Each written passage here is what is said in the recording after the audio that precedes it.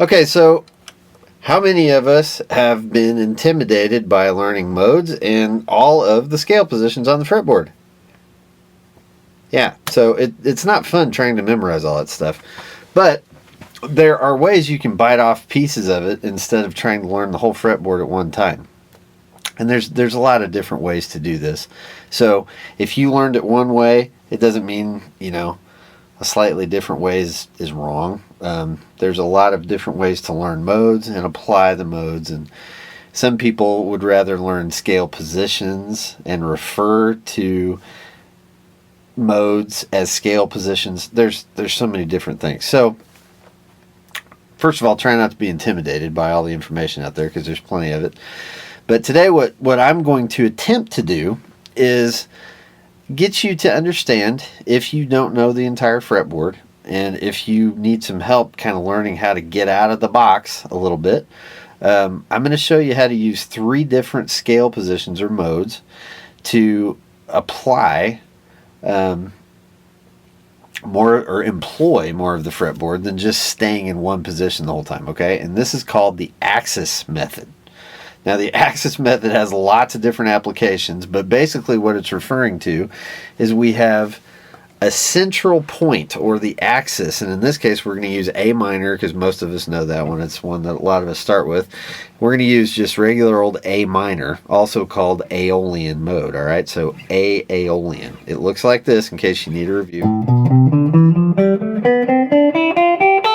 There's even different ways to play that. So anyway, that's how I play it, and there you go. So now on either side of that mode, there's 2 more modes. Now I'm going to refer to them by their modal names, so don't get weirded out. We're not changing keys. We're just referring to them by their modal names. We're gonna use G Mixolydian, which is the mode before Aeolian, and we'll talk about the modal sequence and all that stuff later too. But just take my word for it. G Mixolydian is to the left of the Aeolian mode, and it looks like this. Okay, and then we're going to go up to B Locrian that looks like this. Alright, so what we're trying to do there is give you a bigger range of frets to use. So that's basically the range we have to use between those 3 modes, G Mixolydian, A Aeolian, and B Locrian. You're playing between the 2nd fret and the 10th fret, and that's a lot of territory that you can use instead of just our axis, which is A Aeolian. Now, we're not going to try to learn all of the modes of A minor or C major, okay, which is the relative major here. Now, let's just review a little bit about what we're talking about when we go to G Mixolydian and B Locrian. We're not changing keys there, and that's something that confuses a lot of people. So G Mixolydian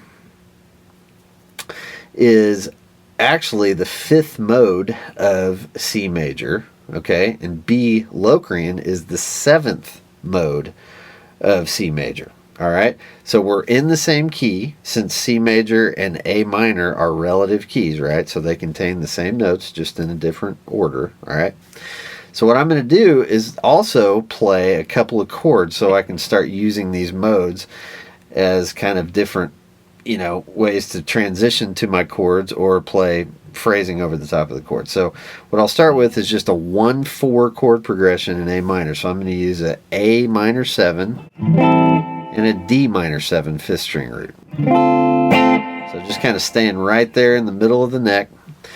So the first thing I'll do is find some type of transition that I can go from A minor to D minor using G Mixolydian. All right, so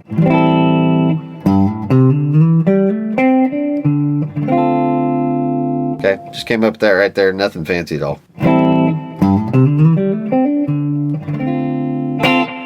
Okay, now to go back down, I'm going to go up into Locrian, B Locrian, and transition back to my A minor 7. Why not? Here we go.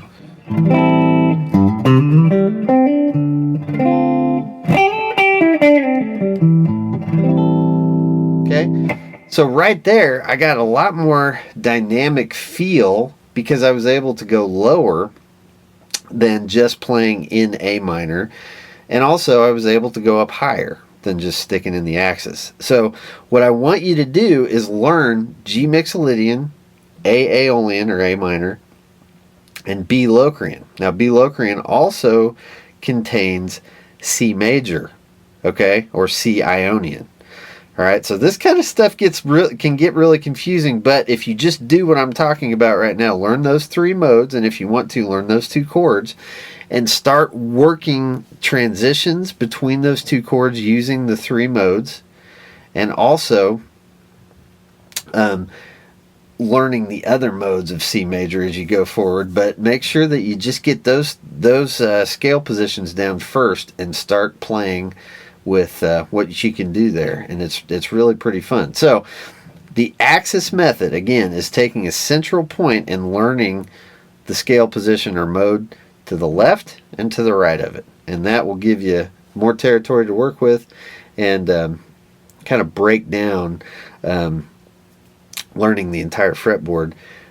Lets you take smaller chunks of it one step at a time instead of doing it all at once. All right, so we'll talk about the axis method a lot more here, but have fun with that. Learn those 3 modes, learn those 2 chords, and have some fun with it. Happy jamming. Thanks for checking out our channel. Don't forget to hit like and subscribe, and check out our full-length lessons right there at rjsoldaniguitarlessons.com.